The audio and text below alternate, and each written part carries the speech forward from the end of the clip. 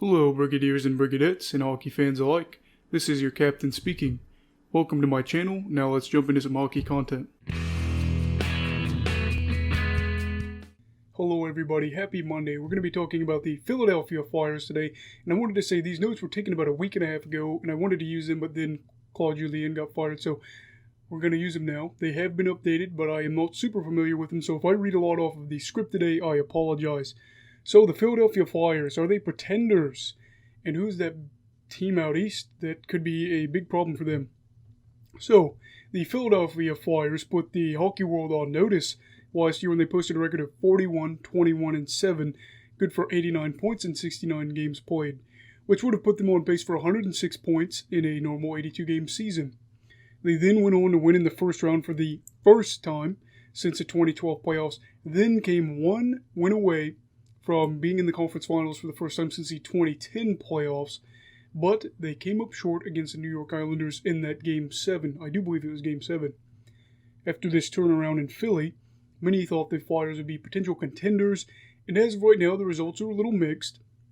And I think that if they continued on this pace, they'd be fine. They would finish with about 101 points for the year if they finished on a normal 82-game pace. But things aren't like last year, so are the Flyers contenders? Well, the question I think that we'll need to look at with this is the division. So their numbers may be a little bit skewed because the Death Division, as many people have decided to call it, is a slaughterhouse. They've got a lot of great teams in there. Basically, Buffalo's really the only one that's majorly bad right now. And then I know they've got a little bit teams that struggle a little bit more. Ironically, I'm not too worried about a majority of these teams for the Flyers, but there's one team especially that I think could kill the Flyers' hopes of contending at least this year, especially, like I said, with this season and how the playoffs work. Ladies and gentlemen, the Broad Street Bullies can't handle the big bad Bruins as of right now. In 5 games played, the Flyers have a record of 0-3-2 against Boston with a goal differential of -12. That stings. They have 12 goals in those 5 games played, which amounts to 2.4 goals per game, and they have allowed 24 goals in those 5 games, which amounts to 4.8 goals per game. So this isn't going to work. The offense, you could probably win a series with 2.4 goals per game in a series, but the defense giving up almost 5 goals per game, that's not going to work. So what can the Flyers do to fix this? Well, they play Boston 8 times this regular season. They could win the next 3 games, because you're only going to play them 3 more times since they've already played them 5. Win the next 3. It's a tough thing to do considering Boston obviously has their number, but it's got to get done. I know a lot of people say, oh, Blue Jackets Brigade, 3 of those games have been close, and I do get that. But you know what else I get? In the playoffs, if you lose in a overtime game or something like that, and it's an elimination game, you go home. So you can't say, oh, it was close.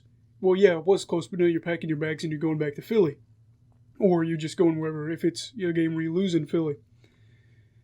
And, these adjustments are going to have to be made, though, especially against Boston. And that 5-on-5 play is where it starts. That is your bread and butter, how you get better. Focus on the fundamentals when you're at even strike, that 5-on-5 play. And in the past 5 games that the Bruins and the Flyers have played against each other, the Bruins have dominated. In 5-on-5 play, the Bruins have outshot the Flyers 129-85. That's a shot for percentage of 39.7% for the Flyers. And who has the worst 5-on-5 shots for percentage in the entire league? The Flyers do. Philadelphia, yes, at 44.99%. There's some other stats I want to point out as well, but we're not going to do all that because I don't want this video to end up being 30 minutes long. I'm pretty busy today. I'm actually going to move the set. As you can see, my foam finger is not here, but it's because it's fell, and we're going to move this into another room anyway that's a little bit more spacey. But anyway, yes. So another stat I want to use real quick is that the Bruins have led scoring chances for with 103-90 in 5 games played. And I know you're thinking, well, that's not a big difference. They're about even. And the difference here is Boston's got better shooters, especially with Pasta. He is at his whole other level. I don't think Philadelphia's got the shooters, especially of Pasta's caliber. So even though it's close, Boston holds that edge numerically and with their superior shooters. Now, at this point, I'm hoping people are still listening and not bashing me in the comments, saying I don't know what I'm talking about, because I do have something important I want to say. I want to say that I do think the Flyers are a dark horse. I think they're a top-tier dark horse that just needs to get their act together, because Their window isn't as large as Tampa Bay's or Colorado's. Guys like Claude Giroux, Jacob Voracek, and James Van Riemsdyk are getting older, and they have some talented guys, especially Carter Hart. I'm looking at you. But some of these blue guys probably aren't going to be producing like how they are now within 5 years, if they're even still in the league.